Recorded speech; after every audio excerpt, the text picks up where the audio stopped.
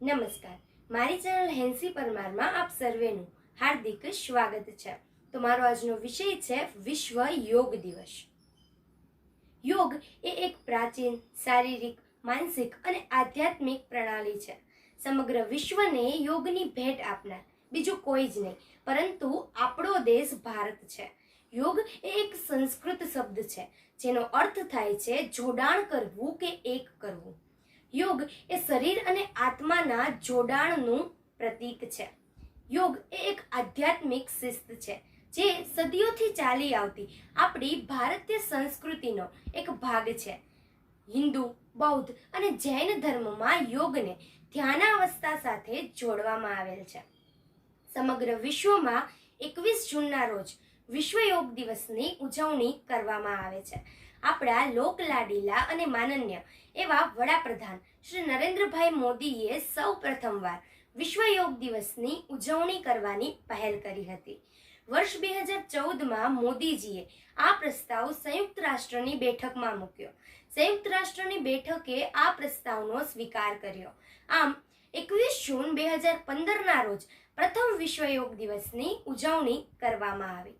રાજપથ દિલ્હી ખાતે પ્રથમ વિશ્વ યોગ દિવસની ઉજવણી વખતે 35,985 લોકોએ ભાગ આપ્યો, જે યોગના સૌથી મોટા સત્ર તરીકે એક વર્લ્ડ રેકોર્ડ છે।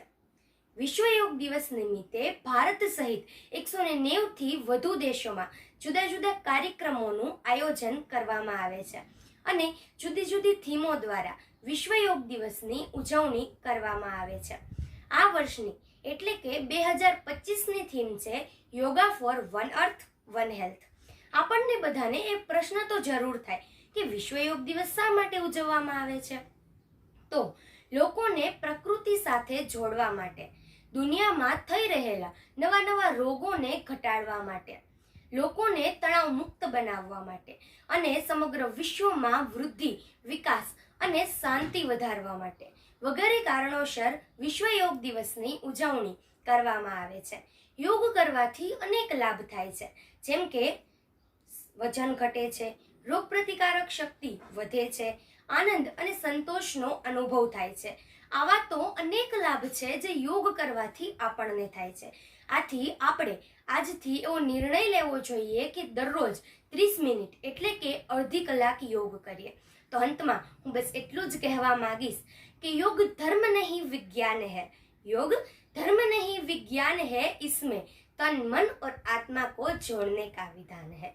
तो ચાલો આપણે સૌ સાથે મળી અને વિશ્વ યોગ દિવસની ઉજવણી કરીએ અને યોગ કરી મસ્ત રહીએ, તંદુરસ્ત રહીએ।